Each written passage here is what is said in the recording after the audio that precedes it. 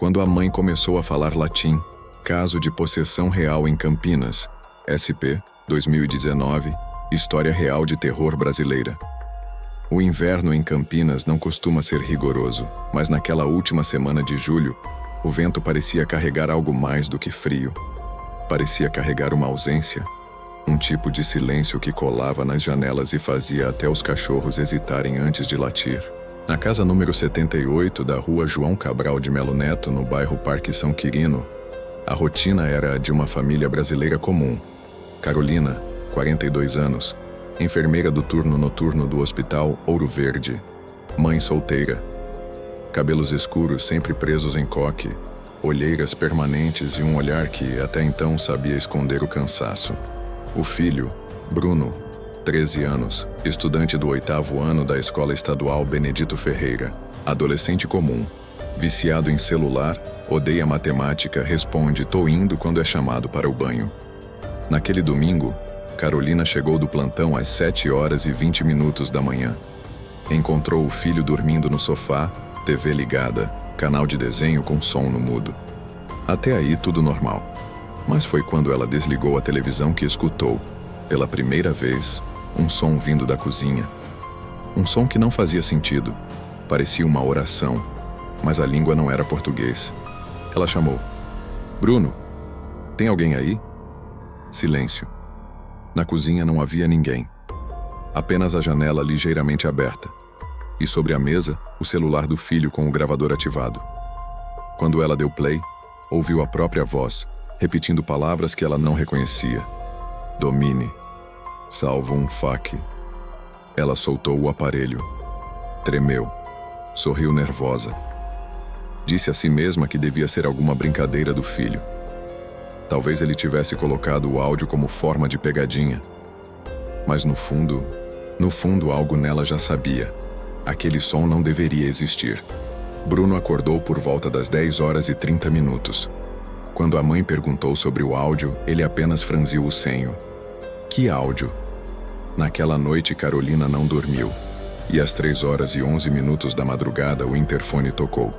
Do outro lado da linha, a voz do porteiro. "Dona Carolina, tem uma senhora aqui? Diz que é sua mãe." Carolina congelou. "Minha mãe morreu há 7 anos. Pausa do outro lado. "Então, acho melhor a senhora vir ver com os próprios olhos." Ela desceu. O interfone não mentia.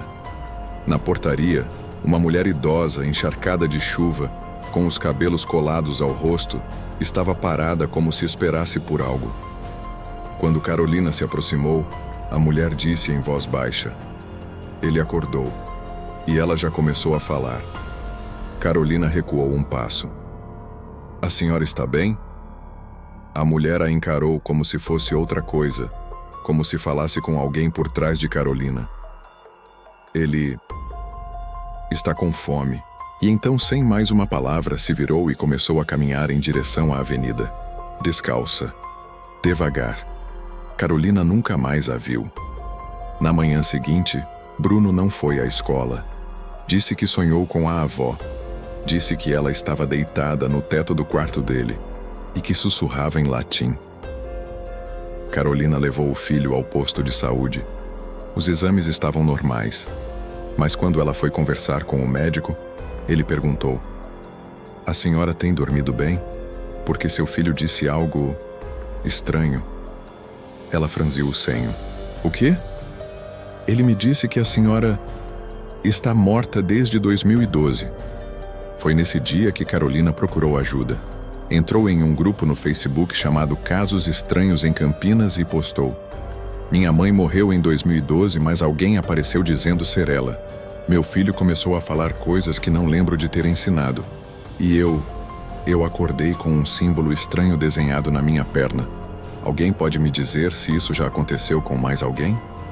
Um dos comentários dizia: "Verifique se há espelhos virados para as janelas." Outro dizia: "Se ela começou a falar em latim, não está mais sozinha aí dentro." Mas o comentário que Carolina jamais conseguiu esquecer era o mais curto: "Você já checou a gravação da câmera da cozinha? Porque foi lá que tudo começou para mim também." Naquela noite, ela fez isso. E o que viu não era ela, mas tinha o rosto dela, o corpo dela, e sorria para o escuro. Carolina segurava o controle remoto como quem segura um amuleto. Sentada no chão frio da cozinha, com a TV da sala ainda ligada no volume mínimo, ela assistia em silêncio ao vídeo que havia recuperado do sistema interno de monitoramento. A câmera da cozinha, instalada desde um assalto no prédio 2 anos antes, gravava automaticamente durante a madrugada. Ela não costumava revisar as imagens, até aquela noite, quando deu play na faixa correspondente às 3h17 da manhã do dia anterior. O sangue lhe gelou. A gravação mostrava seu corpo, descalça, de camisola branca, cabelos soltos molhados, como se tivesse acabado de sair do banho. Mas ela não havia se molhado naquela noite. Estava de pé diante da geladeira, parada, completamente imóvel. O vídeo tinha duração de 11 minutos. E Carolina, ou algo com o rosto dela, permaneceu ali sem piscar durante todo o tempo. Aos 9 minutos e 23 segundos, a figura mexeu os lábios. Carolina aumentou o volume. Domine libera-me ab hoc corpore. Mea culpa, ego sum templum. A voz era sussurrada, mas o microfone captou como se ela estivesse cochichando diretamente no ouvido de quem assistia. Cada palavra pronunciada vibrava com uma dicção tão precisa que Carolina, enfermeira formada, pensou: parece um discurso médico, uma cirurgia ritual. Mas ela não sabia latim, nunca soube, e o que mais a apavorou, a voz soava diferente, mais grave, como se viesse de dentro de um poço. Na manhã seguinte, levou o arquivo até a paróquia do bairro, onde uma funcionária da secretaria aceitou ver o trecho. Após poucos segundos, a mulher empalideceu. Isso é oração fúnebre, liturgia romana antiga. Algumas frases não são usadas desde o século XVII. Carolina quis rir. Está dizendo que eu rezei isso ontem? A mulher apenas respondeu: estou dizendo que isso não é seu. Carolina voltou para casa com o vídeo apagado. A atendente da paróquia se recusou a devolver o pendrive. Disse que aquilo precisava ser tratado. Disse que conhecia um padre que já lidou com esses casos, mas não explicou o que eram esses casos. Não deu nome. Não disse quando. Naquela noite, ao entrar em casa, notou o silêncio. A ausência de ruído era quase física. Nem o barulho do transformador da rua, nem o som dos vizinhos de cima, nem os sons habituais da cidade. Era como se o mundo tivesse sido engolido por algo. Bruno estava em seu quarto. Mas quando Carolina bateu a porta, a resposta veio de forma inesperada. Mãe, o que é libera-me? Ela congelou. Como assim? Sonhei com um homem de batina. Ele me pediu para escrever no espelho do banheiro. Ela correu até o banheiro e viu. No vidro, ainda embaçado do último banho, 2 palavras escritas com o dedo. Liberata sum. Carolina tocou o espelho. Gotas de condensação escorreram lentamente, apagando parte da inscrição, mas o traço parecia fundo, como se a palavra tivesse sido gravada na própria alma da casa. Nos dias seguintes, começaram os apagões. Não na cidade, dentro dela. Carolina começou a perder minutos, depois horas. Dormia no sofá e acordava na cama. Cozinhava e não se lembrava. Encontrava panelas no chão, comida queimada no fogão, luzes acesas que ela jamais acendera. Bruno passou a escrever em um caderno, desenhos circulares com símbolos que lembravam espirais dentro de olhos e olhos dentro de espirais. Um deles continha uma assinatura, um nome que Carolina nunca tinha visto, mas que de alguma forma ela reconheceu. Caleb. Ela perguntou: quem é Caleb? Bruno respondeu: o que mora dentro do latim. Na noite de quinta-feira, ao tentar dormir, Carolina escutou batidas na parede, não do lado de fora, dentro do quarto, dentro da parede que dava para o banheiro. Ela encostou o ouvido. Quod factum est, iterum fiet. Ela gritou, bateu na parede, chorou, mas a voz sussurrava de volta com calma. O que foi feito, será feito de novo. Foi nesse ponto que ela buscou ajuda externa. Recorreu a um perfil do YouTube chamado Caçadores de Vozes, um canal de histórias sobrenaturais com denúncias de casos reais. Enviou o áudio, enviou o vídeo, enviou os desenhos. 2 dias depois, recebeu a resposta. Esse caso já nos procurou antes, mas o nome era outro bairro, outra cidade, mesmo padrão, mesmo latim, mesmo nome, Caleb. Na semana seguinte, o canal foi removido do ar. Carolina tentou acessar o link. Erro 404, canal inexistente, todos os vídeos deletados, nenhuma postagem em redes sociais. Ela mandou mensagem no inbox para os criadores. Nenhuma resposta. Mas uma nova notificação surgiu em seu e-mail pessoal, de um remetente desconhecido. Assunto: você está na fase da repetição. Mensagem: depois virá a reconfiguração, e então Caleb irá escolher. O chão da cozinha era de cerâmica antiga, bege acinzentada com manchas de gordura que os anos haviam deixado para trás como cicatrizes da rotina. Carolina conhecia cada falha do piso.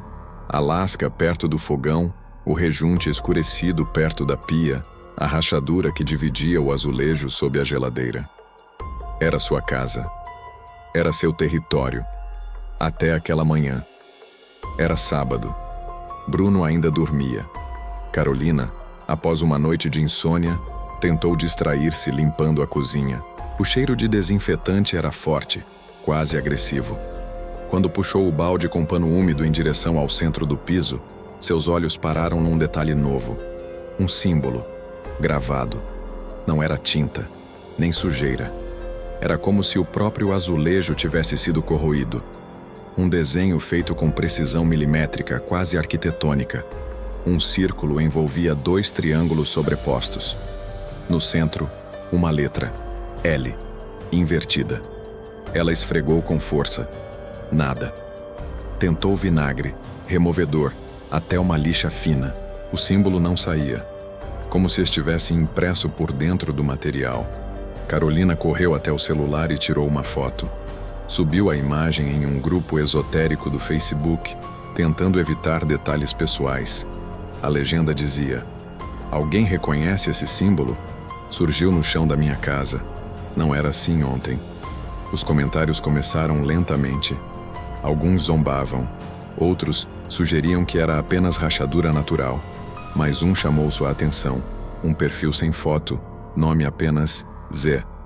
Isso não é um símbolo, é um selo. Usado em rituais de vocação, para abrir caminho. Mas não é para chamar algo, é para permitir que algo já chamado permaneça. Ela digitou de volta. Permaneça onde? Resposta imediata. No hospedeiro. Carolina desativou as notificações. Na mesma tarde, Bruno começou a andar pela casa sem piscar. A princípio, ela achou que era brincadeira, mas ao observá-lo mais de perto, notou que ele não andava. Ele percorria os cômodos como se seguisse uma trilha invisível. Tocava as paredes, encostava o rosto em portas. Chegou até a abrir o armário da lavanderia e cochichar algo em voz baixa, como se alguém estivesse lá dentro. Ela o confrontou. Bruno, com quem você está falando? Ele respondeu sem encará-la. Com você. Como assim comigo? Eu tô aqui. Com a outra você. Naquela noite, decidiu dormir trancada. Pela primeira vez em 13 anos, trancou a porta do próprio quarto. Mas no meio da madrugada, o barulho a acordou. 3 batidas secas na porta. Ela se levantou. Tremia. Aproximou-se da porta colando o ouvido. Quem é? Nada. Bruno. Do outro lado, a resposta não veio com a voz do filho. Veio em sussurro rouco, grave, masculino. Você já está preparada? Ela recuou. 3 passos. Silêncio. A maçaneta começou a girar lentamente, mas a chave ainda estava travada. Carolina caiu de joelhos. Chorava. Implorava para que aquilo fosse um pesadelo. Pegou o celular. Gravou um áudio. Mandou para sua amiga Eliane, que morava no prédio ao lado. Amiga, tem alguém aqui? Não é o Bruno. Ele fala pela voz do Bruno. Mas não é. Tem algo dentro da minha casa. Eliane respondeu apenas horas depois. Mensagem curta. Cheguei aí de manhã. Toquei o interfone. Ninguém atendeu. Mas juro por Deus, vi alguém pela janela da cozinha. Era você. Mas estava de costas, com a testa encostada na parede. Parecia orar. Mas o que me assustou mesmo foi a mão. Tinha algo preto, como tinta ou sangue. E você estava sorrindo. Carolina nunca esteve naquela cozinha naquela manhã. E foi quando olhou para o próprio braço. Havia uma mancha escura na palma da mão, como tinta seca. Tentou lavar. Saiu aos poucos. Mas por baixo, a pele estava marcada com algo ainda mais profundo. Uma palavra gravada com objeto pontiagudo. K-A-L-E-B. Ela ligou para Eliane. Disse que ia sair de casa. Eliane ofereceu abrigo, mas Carolina recusou. Algo nela dizia: não posso levar isso para outro lugar. Isso é daqui. E foi quando a luz caiu. Não o bairro, só o apartamento. Escuridão total. Umidade no ar. O som de algo rastejando sob o piso. Carolina pegou o celular. A lanterna tremia.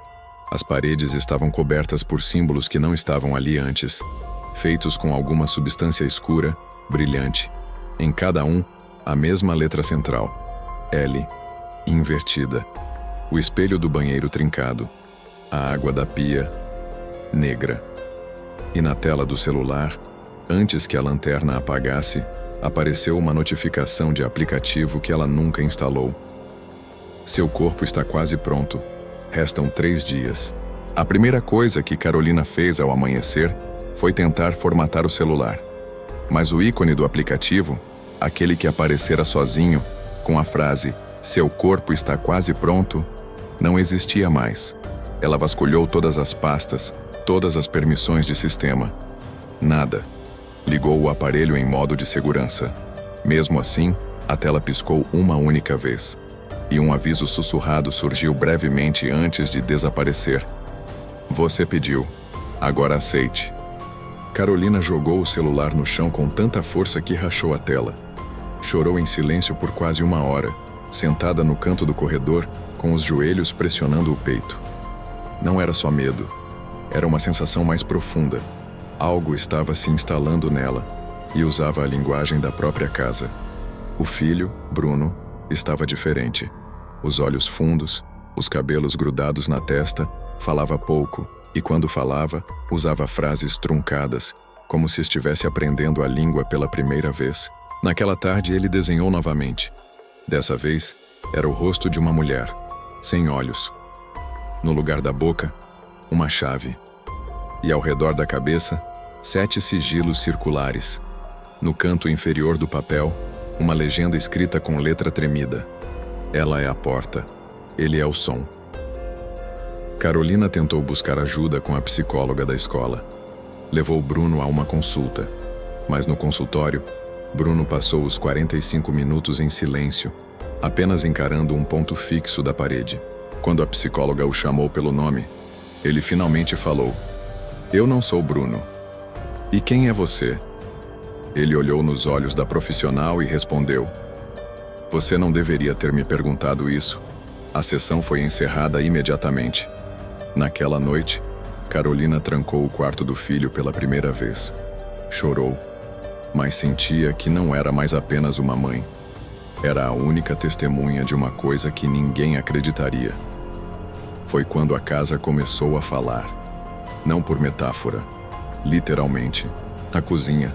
O micro-ondas ligava sozinho às 3h33. A TV da sala alternava canais mesmo desligada da tomada. O interfone tocava sem ninguém estar na portaria. E, o mais perturbador, a caixa de som Bluetooth, que ela nunca usava, passou a reproduzir áudios que ninguém havia enviado. O primeiro áudio dizia apenas: Non taimebo mala, quoniam tu me cum es. Tradução? Ela pesquisou. Salmo 23. Não temerei o mal, porque tu estás comigo. Mas não era um salmo de conforto. A voz que o recitava era a sua, só que mais grave, distante, como se tivesse sido gravada dentro de um poço. Nos dias seguintes, os sons se intensificaram. Às vezes, sussurros vinham das tomadas. Outras, da descarga do vaso sanitário. Uma vez, enquanto escovava os dentes, Carolina jurou ter ouvido o próprio nome ecoando dentro do cano da pia. Chamou um eletricista. Ele veio. Checou toda a instalação. Disse que os circuitos estavam normais, mas antes de sair comentou: "Dona, a senhora sabe que tem um símbolo gravado dentro do quadro de luz?" Ela gelou. "Como assim?" "É como se tivesse sido arranhado ali por dentro. Parece um peixe ou um olho com uma cruz no meio." Ela pediu para ver. O eletricista abriu o painel e apontou com a lanterna. Ali estava. O mesmo símbolo do chão da cozinha, agora dentro do metal oxidado do quadro de luz. Na mesma noite, ao tentar dormir, Carolina foi acordada por um som ritmado. Vinha de dentro da parede. Ela aproximou o ouvido e percebeu. Era como se alguém estivesse batendo a cabeça do outro lado. 1, 2, 3 vezes. Depois, silêncio. Depois de novo. Ela levantou. Seguiu o som até a lavanderia. Nada. Mas, ao olhar pelo basculante do banheiro, viu algo refletido no vidro. Ela mesma, mas de costas. Como se estivesse de pé atrás do espelho. Parada, sem rosto. Apenas um buraco onde deveriam estar os olhos. No mesmo instante, o espelho trincou. Sozinho. No reflexo distorcido, a figura apontava para a garganta. Carolina se afastou, tropeçando no cesto de roupas. Caiu, bateu as costas. Mas antes que perdesse os sentidos, ouviu, de dentro do próprio ouvido, uma voz grave sussurrar: "Você já está aberta." Desmaiou. Acordou horas depois, deitada no chão, com marcas vermelhas no pescoço e uma palavra escrita com caneta permanente na barriga: Vocatio. Ela pesquisou. Vocatio. Invocação. Na manhã seguinte, Bruno não acordou. Ele estava em posição fetal, tremendo, pele fria, pupilas dilatadas. Chamou uma ambulância. No hospital disseram que era uma crise dissociativa, que poderia ser psicológico. Mas quando o enfermeiro tirou a blusa do menino para checar os batimentos, todos congelaram. Nas costas de Bruno, desenhado com algo parecido com carvão, estava o mesmo selo, a letra L, os 2 triângulos, o círculo. Só que agora estava invertido. No Hospital Ouro Verde, Carolina era conhecida por sua competência discreta. Ninguém ali a via como alguém frágil. Mas naquela segunda-feira, quando ela entrou no pronto-socorro carregando o próprio filho nos braços, o corpo mole, os olhos apagados, as costas marcadas com símbolos, ninguém conseguiu fingir normalidade. O plantonista tentou explicar como reação psicossomática. Uma crise induzida por estresse extremo. Mas ao virar Bruno de lado e limpar os traços de carvão das costas, a equipe notou que o desenho não era superficial.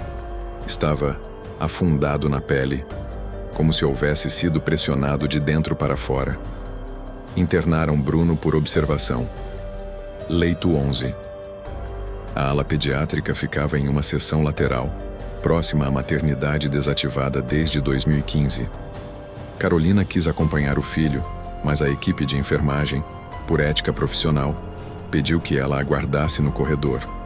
Prometeram mantê-la informada. Durante as primeiras 3 horas tudo parecia estável. Depois, começaram os relatos. Uma técnica de enfermagem saiu do quarto em prantos. Disse que, por um instante, a voz do menino mudou.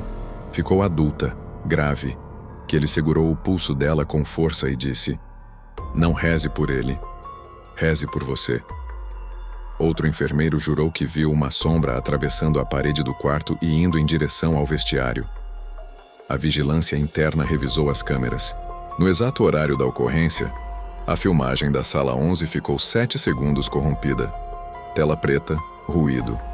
E uma legenda automática, gerada pelo sistema, apareceu na parte inferior. Hospes factus est, latim. Carolina pesquisou no próprio celular. O hóspede foi feito. Naquela madrugada, Carolina invadiu o hospital. Era quase 3 horas da manhã quando ela retornou, sem autorização, e entrou pela porta lateral da ala técnica. Conhecia todos os acessos.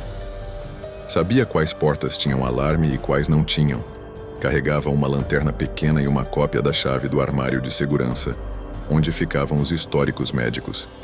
Pegou o prontuário de Bruno. Não havia nada de incomum, mas, entre as folhas de laudo, encontrou um envelope dobrado, sem remetente. Apenas uma frase escrita com caneta azul. Sala 11 já foi usada antes. Dentro do envelope, uma cópia de um boletim de ocorrência, datado de 2009. Nome da vítima: Letícia Cristina Duarte, 12 anos. Mesmo quarto, mesmo símbolo descrito nas costas, mesmo colapso de consciência, diagnóstico, psicose dissociativa, estado final, coma sem explicação médica. A menina faleceu 2 meses depois. Nunca recobrou a consciência. Carolina sentiu o estômago revirar. Foi até a sala 11, acompanhada apenas pela luz da lanterna e pelo som agudo das máquinas de monitoramento. Bruno dormia, mas seus olhos estavam entreabertos. O eletrocardiograma indicava batimentos normais, mas Carolina sentia, com cada nervo do corpo, que aquilo na maca não era só seu filho. Ela se aproximou, tocou a mão dele. "Bruno, sou eu. Mamãe tá aqui." A resposta veio, sem movimento labial. Uma voz projetada direto no ouvido, como uma vibração na mente. "Você é a última. Depois de você, voltamos." Ela se afastou. A respiração ficou curta. O mundo ao redor pareceu girar. As paredes da sala começaram a vibrar com um som grave, como se um canto coral ecoasse através dos tubos de oxigênio. Carolina correu até o banheiro da ala. Trancou-se. Vomitou. Enxugou o rosto. Respirou fundo. Mas ao levantar o olhar para o espelho, viu o que não deveria ver. Bruno, atrás dela, com os olhos totalmente negros, a boca se movendo em câmera lenta, mas sem emitir som. Carolina virou-se. Não havia ninguém. No espelho, porém, Bruno continuava lá, sorrindo, apontando para o teto. Acima da pia, na parede, estava gravado com sangue seco: Vocatio completus. Tradução livre. A invocação foi concluída. Ela correu de volta ao quarto. Bruno havia desaparecido. O leito estava vazio, lençóis revirados, equipamentos ainda ligados. A luz da TV da sala pulsava sozinha, passando clipes institucionais do hospital em loop. Mas no chão, entre as pernas da maca, havia algo novo. Um pedaço de papel dobrado 7 vezes. Carolina o abriu com mãos trêmulas. Era um desenho, feito com giz vermelho. Mostrava 3 figuras: uma mulher ajoelhada, uma criança com olhos pretos e, ao fundo, uma porta aberta. E ao lado da imagem, um texto, em letra infantil: "Quando a porta abrir, a mãe vai sair." O hospital acionou a segurança. 2 vigilantes vasculharam o andar inteiro, a maternidade desativada, as escadas de incêndio, os elevadores de serviço. Nada. Nenhuma câmera registrou Bruno saindo. Nenhuma porta havia sido aberta. Nenhum sensor acionado. Ele simplesmente havia desaparecido. Carolina foi contida. Estava em colapso nervoso. Diziam que talvez ela tivesse tirado o menino dali e não se lembrava. Tentaram sedá-la, mas ela resistiu. Gritava: "Ele não saiu. Ele nunca saiu. Ele está aqui. Só. Em outro lugar." No fim da manhã, liberaram Carolina sob supervisão da irmã Luciana, que veio de Valinhos ao saber do caso.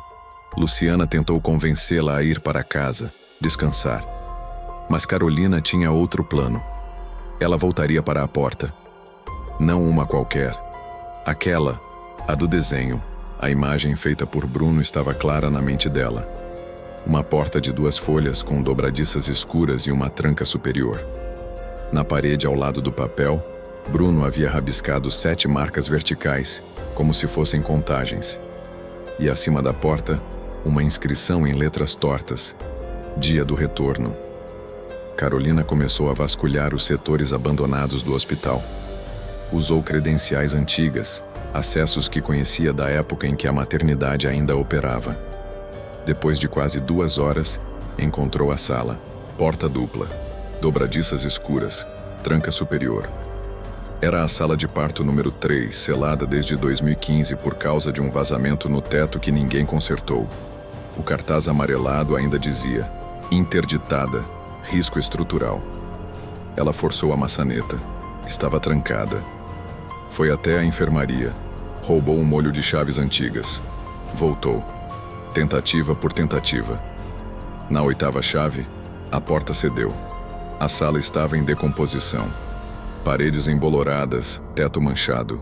No canto, uma cama obstétrica enferrujada. Uma poltrona de amamentação rasgada. E no centro do piso, o símbolo. Não pintado, gravado direto no chão. O mesmo selo. 2 triângulos invertidos dentro de um círculo, com a letra L de cabeça para baixo. Mas havia algo novo. No canto da parede, em carvão. Quando a mãe for porta, o filho será voz. E ao lado, com o mesmo traço, Caleb não entra, Caleb acorda.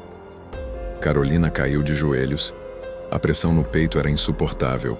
Sentia como se estivesse prestes a desmaiar, mas não por medo. Era como se o próprio lugar drenasse suas memórias. E então, ela se viu ali. Uma imagem, um flash, um momento de déjà vu completo. Ela, com 19 anos, jovem, grávida, internada, acompanhada por ninguém. Olhava para o teto da sala, chorava, rezava em voz baixa. Ela já esteve ali antes, mas isso não fazia sentido. Bruno nascera em casa, em um parto assistido por parteira, segundo lembrava. Sempre acreditou nisso, sempre contou essa história, mas aquela lembrança era forte demais para ser inventada. Foi nesse momento que ouviu o som, vindo de trás da porta da sala de equipamentos, tic, tic, tic, tic, como unhas batendo em metal. Ela se aproximou. A porta estava entreaberta. Forçou-a. O interior era estreito, escuro, cheiro de mofo, mas no centro da parede do fundo havia uma nova pintura, feita com o que parecia sangue. Uma mulher com a boca costurada, um menino com um buraco no peito, uma sombra maior atrás deles, sem rosto, mas com uma espécie de auréola feita de ossos. E abaixo da imagem, uma palavra em letras maiúsculas: Calbemor. Ela não reconheceu o termo. Não era português, nem latim, mas ao repetir em voz alta, sentiu algo vibrar no ar. Calbemor. A lâmpada da sala estourou. Um ruído agudo preencheu os ouvidos. E então, silêncio absoluto. Carolina recuou, cobriu os ouvidos, caiu no chão. Quando abriu os olhos, não estava mais sozinha. No fundo da sala, diante do símbolo gravado, havia alguém de pé. Bruno. Ou algo com o corpo dele. Mas os olhos estavam apagados, como carvão. Ele abriu a boca, e a voz que saiu era múltipla, como se falassem várias versões dele ao mesmo tempo. Você abriu, agora feche, mas feche de dentro. Carolina tentou correr, mas o próprio chão parecia segurar seus pés, como lama invisível, como se algo puxasse seus tornozelos. A figura de Bruno, ou Caleb, se aproximou. Lentamente, sem pressa, como se cada passo selasse algo. Ela caiu, bateu a cabeça. A última coisa que ouviu foi o som da porta se fechando atrás dela, sozinha, dentro da sala, sem saber quanto tempo passaria até acordar, ou até lembrar. Carolina acordou dentro da antiga sala 3 em completo escuro. A porta estava trancada por dentro. Nenhum som do hospital lá fora. Nenhum sinal de que o mundo ainda existia. Mas dentro havia algo. Ela não sabia o que, nem de onde vinha, mas sentia. Sentia como se os próprios pulmões resistissem ao ar, como se o ar da sala estivesse contaminado por um tempo que não era mais o presente. A lanterna do celular, milagrosamente ainda funcionando, cortou a escuridão revelando detalhes esquecidos pelo hospital e pela história. Paredes com camadas de tinta descascadas, nomes riscados com bisturi, datas. Ela passou a mão pela parede. Sentiu algo gravado em baixo relevo, como entalhado no próprio concreto. 1993. Rosa, 14 anos. Silêncio. 2001. Simone, 11 anos. Sumiu. 2009. Letícia, 12 anos. Coma. E então, por fim, 2019. Carolina, 42 anos. Porta. Ela caiu de joelhos. Aquilo era uma sentença. Alguém já havia previsto que ela estaria ali. Com a luz da lanterna, focou no canto inferior da parede, onde uma espécie de compartimento embutido na alvenaria parecia mal vedado. Forçou. Cedeu. Lá dentro, havia um envelope plástico envelhecido. Dentro dele, papéis amarelados com o logotipo antigo do hospital. Relatórios, prontuários, todos de pacientes infantis com sintomas semelhantes. Despersonalização, alucinações religiosas, escrita automática, regressão de idioma, vozes dissociadas. Alguns nomes estavam taxados, outros ilegíveis, mas todos tinham algo em comum. Foram tratados na sala 11, a mesma onde Bruno foi internado. No rodapé de um dos relatórios, manuscrito com caneta azul: a porta precisa ser selada a cada ciclo. Caso contrário, Caleb desperta fora de hora. Outro documento era um memorando interno datado de 2015, assinado por um médico cuja assinatura terminava com um símbolo em vez de sobrenome. Dizia: a interrupção do ciclo foi autorizada. Não haverá mais testemunhas. A mãe seguinte já foi identificada. Carolina sentiu o mundo girar. As pontas dos dedos formigavam. Aquilo era sobre ela. Sempre foi. Seu nascimento? Coincidência. Bruno? Vínculo ritual. A casa onde morava, registrada em nome de uma mulher chamada Letícia Duarte. Mesmo nome da menina que morreu em coma em 2009. Mas Carolina nunca comprou o imóvel. Herdou da tia-avó. Ou pelo menos, era isso que acreditava. Saiu da sala com esforço. A tranca se soltara durante o tempo que passou ali. O corredor estava vazio. Voltara ao hospital do presente, mas com memórias que não pertenciam a uma única época. Foi direto ao setor de prontuários antigos. Lá, nos arquivos físicos da ala administrativa, usou a chave mestra que ainda guardava do tempo em que era funcionária. Procurou pelas pastas com a identificação do quarto 11. Nada. Buscou pelos sobrenomes das pacientes citadas nas paredes. Rosa, Simone, Letícia. Nada. Foi quando percebeu uma caixa no fundo do armário, sem etiqueta, lacrada com fita adesiva preta. Dentro havia um único dossiê. Projeto. Vocátil. Continha registros internos do hospital entre 1989 e 2019. Descrevia 7 pacientes menores de idade. Em todos os casos, todos apresentavam sinais de glossolalia, fala em idioma desconhecido. Todos haviam sido internados por episódios psicóticos dissociativos. Todos faleceram ou desapareceram após entrarem em contato com uma figura descrita como entidade masculina simbólica com olhos ocultos, boca invertida e linguagem simbólica. No fim do dossiê, um protocolo. Quando a mãe for marcada, iniciar fase 3 do vocátil. O filho será o canal. A entidade passará por ele até fixar o símbolo no corpo da mãe. Havia um último papel. Uma folha solta. Quase um bilhete. Datada do mesmo dia do desaparecimento de Bruno. A porta já está aberta. Caleb já saiu. Mas a última lembrança ainda dorme dentro dela. Quando ela lembrar, voltará tudo. Carolina, em choque, olhou ao redor. Ninguém ali. Silêncio total. Até que um som metálico, rítmico, ecoou do andar de baixo. Tic, tic, tic, tic. Ela correu até a escada de incêndio. O som vinha do subsolo. A sala dos geradores. Desceu. E lá embaixo, à meia luz, sobre a poeira acumulada, havia marcas de pés descalços indo em direção ao gerador principal. E diante da máquina, um papel colado com fita isolante. Última chance de fechar, mas você precisa lembrar como começou. Carolina tremia, chorava.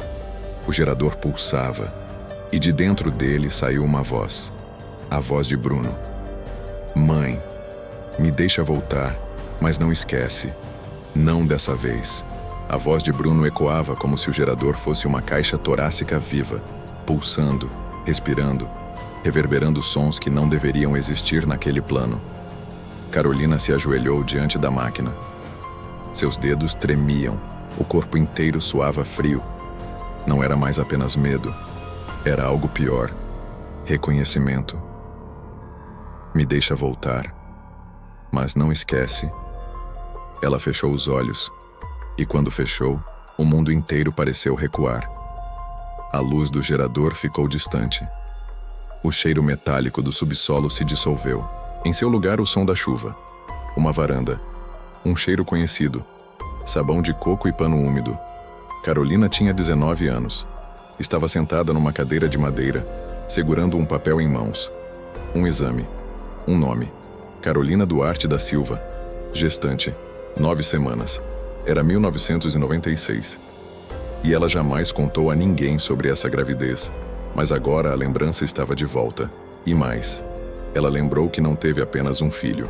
Naquela época, após um evento que jamais compreendeu, uma sequência de apagões, desmaios e uma tentativa frustrada de buscar ajuda espiritual, ela acordou um dia com o corpo sangrando, sozinha, sem saber se havia abortado ou se apenas tinha sonhado com tudo.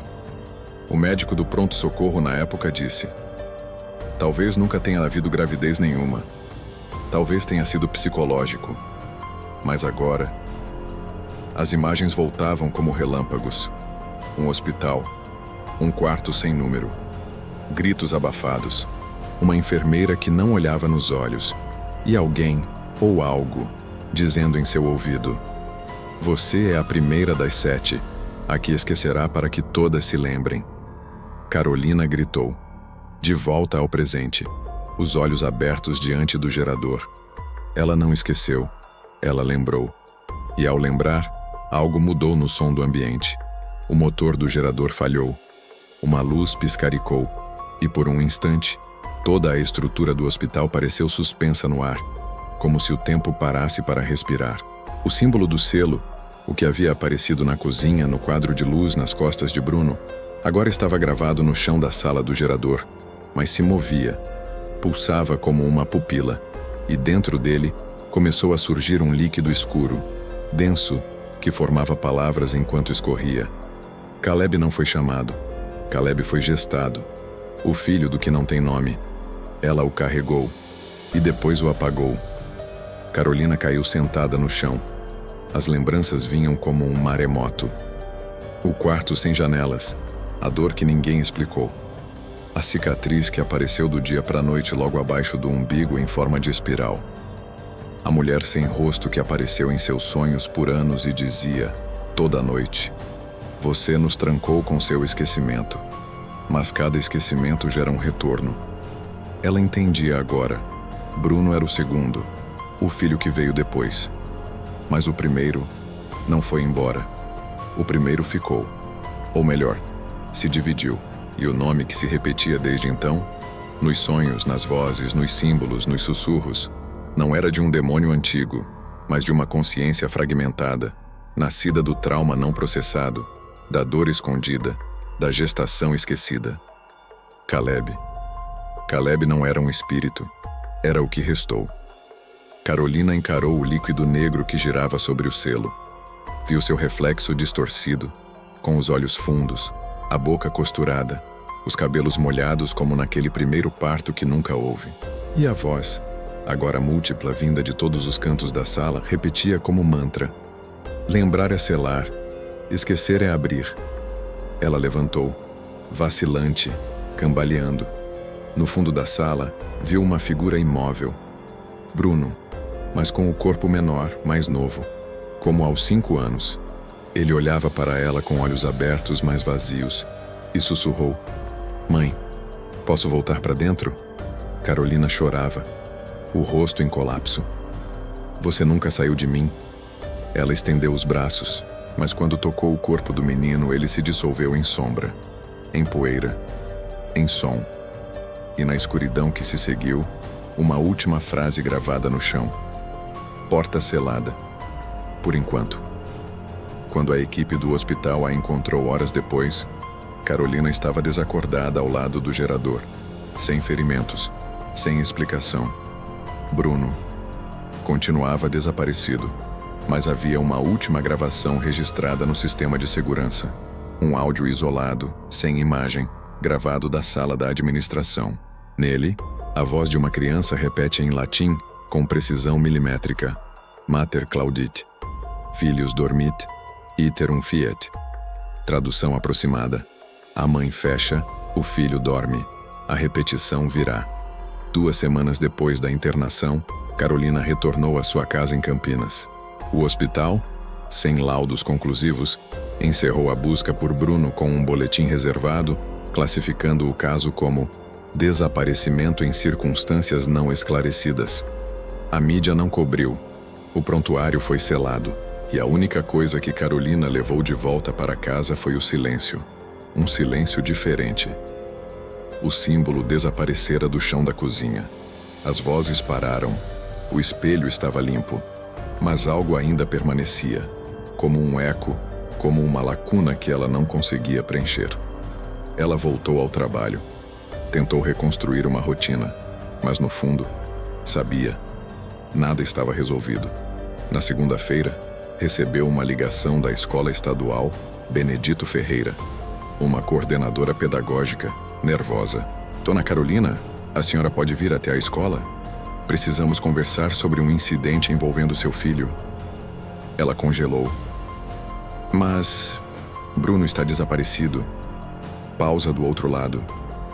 Senhora, seu filho esteve aqui hoje. Carolina foi até a escola sem entender o que ouviria. Ao chegar, foi recebida com olhares de incredulidade. A coordenadora, pálida, mostrou a gravação da câmera de segurança da entrada principal. Às 17h18 daquela manhã, Bruno entrou pelo portão principal com o uniforme da escola, mochila nas costas, e passou direto pela recepção. Mas o que a gravação mostrava a seguir era impossível. Ele nunca apareceu em nenhuma outra câmera interna, nem nos corredores, nem nas salas, nem nos banheiros. Simplesmente sumiu. Carolina então foi levada até a sala 8A, onde Bruno costumava ter aulas de ciências.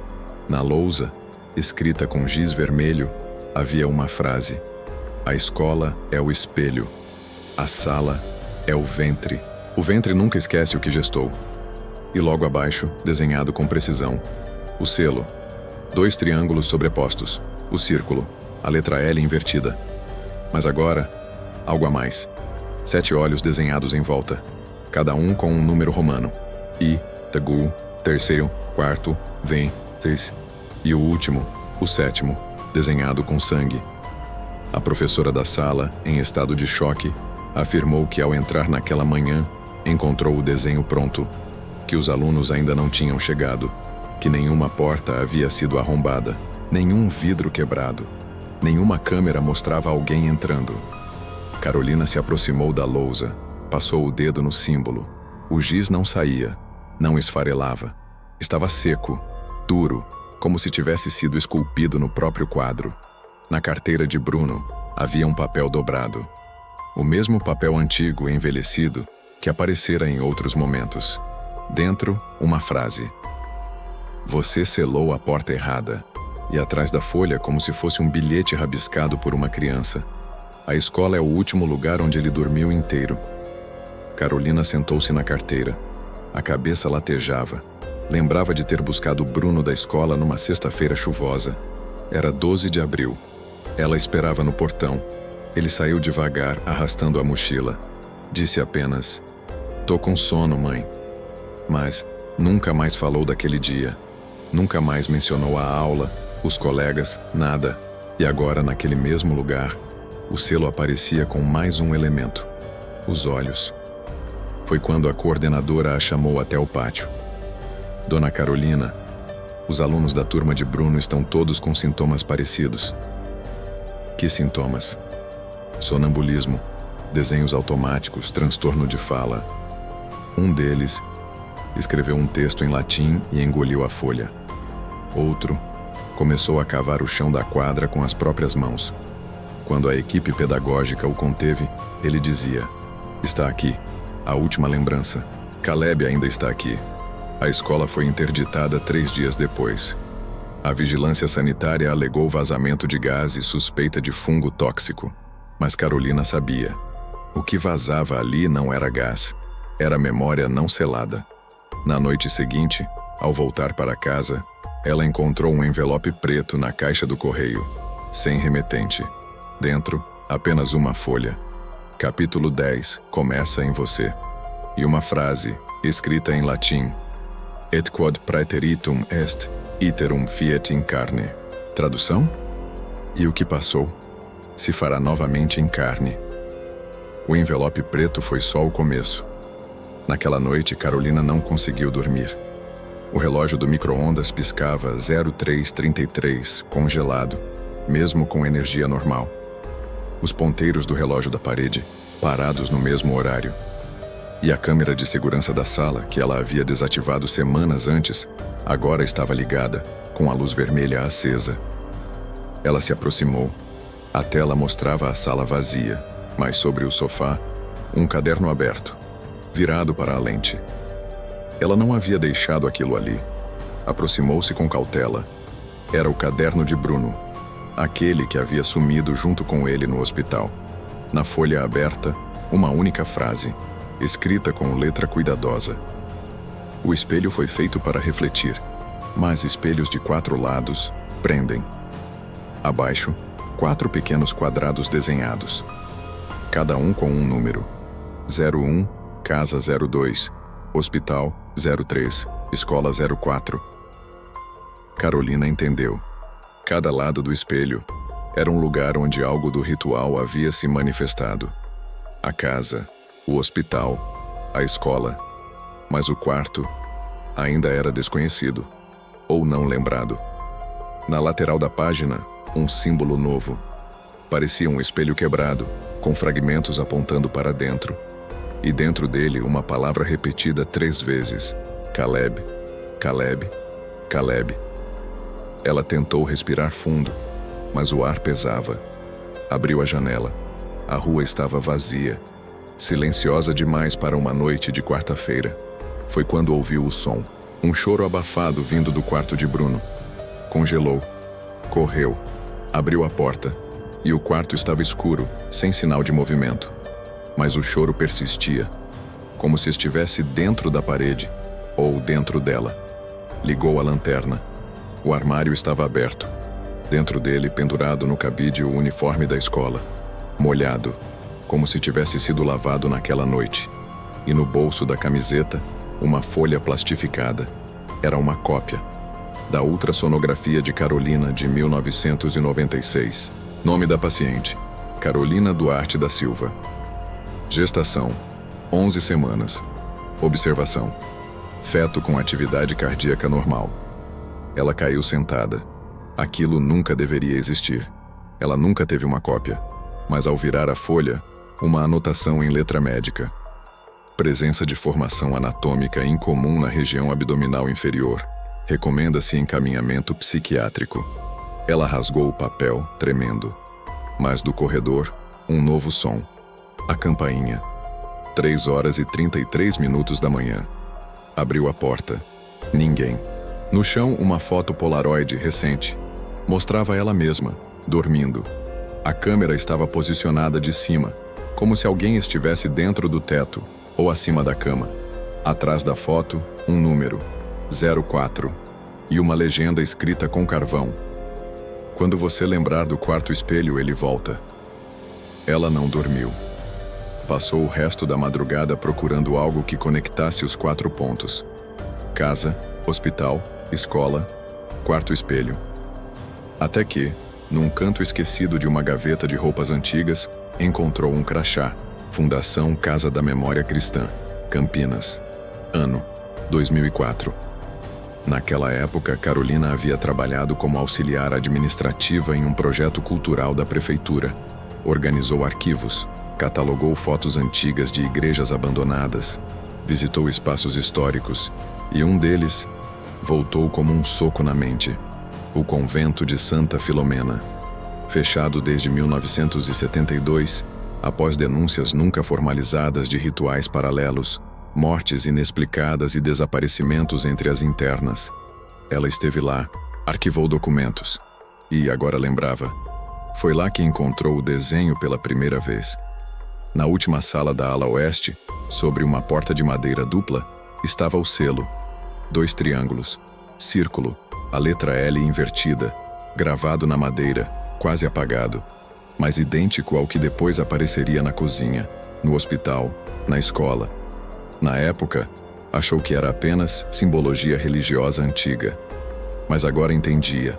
Aquele era o quarto espelho, o lugar onde tudo começou, o lugar que ela precisou esquecer para sobreviver. E o lugar que Caleb aguardava que ela lembrasse. O convento de Santa Filomena fica na zona noroeste de Campinas, perto do antigo Jardim das Oliveiras, onde a cidade começa a se desfazer em trilhas de terra e muros tomados pelo mato. Era um lugar que nem o Google Maps mostrava com clareza. As fotos estavam borradas. A última atualização, 2012. Como se desde então ninguém ousasse se aproximar. Carolina foi até lá com o coração disparado. O crachá da fundação ainda pendia do pescoço, como se uma parte dela ainda pertencesse àquele tempo. Estava sozinha. Não contou a ninguém. Levava apenas uma lanterna, um caderno e o envelope preto que recebeu dias antes. A entrada principal estava trancada com correntes, mas os fundos, como sempre estiveram, tinham uma grade semiaberta. Ela passou agachada, engolindo poeira e lembranças. Por dentro, o convento era uma cápsula de tempo. Bancos de madeira tombados, janelas pregadas com tábuas, imagens de santos cobertas com panos brancos, algumas com os rostos riscados a canivete. A cada passo, Carolina sentia a pele arrepiar. O lugar tinha cheiro de abandono, mas também de memória. Ela atravessou o pátio interno e chegou ao corredor da ala oeste. Ali, no fim do corredor, estava a porta da Capela da Vigília, fechada desde 1972. Carolina lembrava dela. Era ali que arquivava as pastas das noviças desaparecidas. O arquivo 1475-72, o caso da interna Marlene V., é que gritava latim no sono e desenhava olhos em todas as folhas de oração. O arquivo 1490-72, o caso da freira irmã Cíntia, que desapareceu em pleno dia de missa. E o arquivo 1501-72, sem nome. Apenas um apelido escrito em vermelho: Porta. A chave da sala nunca fora encontrada. Mas naquela noite, a porta já estava entreaberta. Ela empurrou. O rangido soou como um lamento. Lá dentro, a sala era redonda, tão perfeitamente simétrica que fazia os olhos doerem.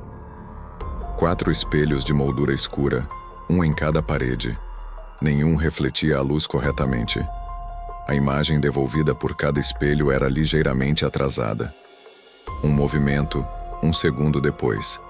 Como se algo estivesse sempre observando com um passo de atraso.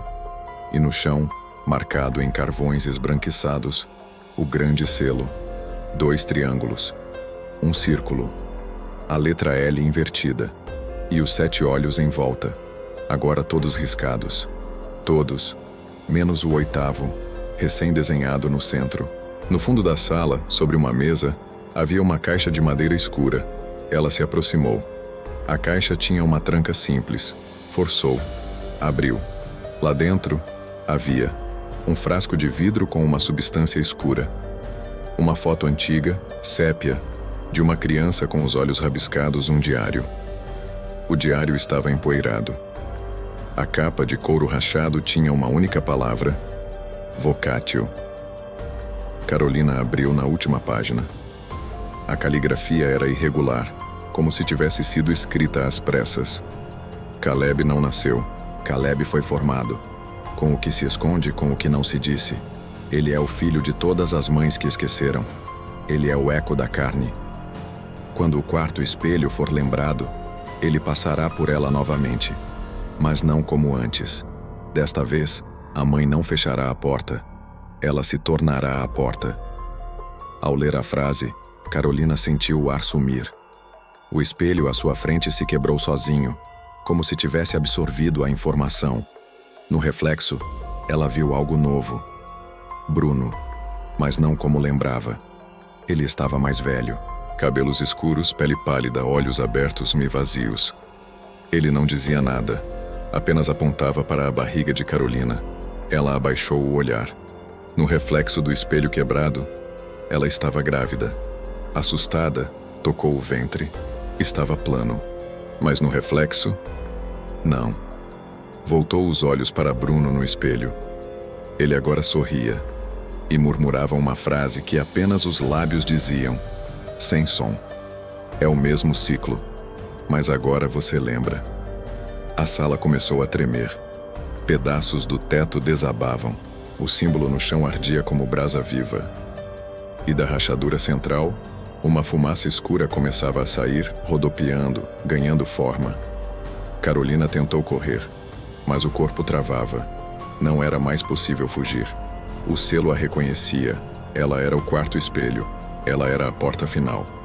O chão vibrava. As rachaduras da capela da vigília se espalhavam como veias, escorrendo luz negra.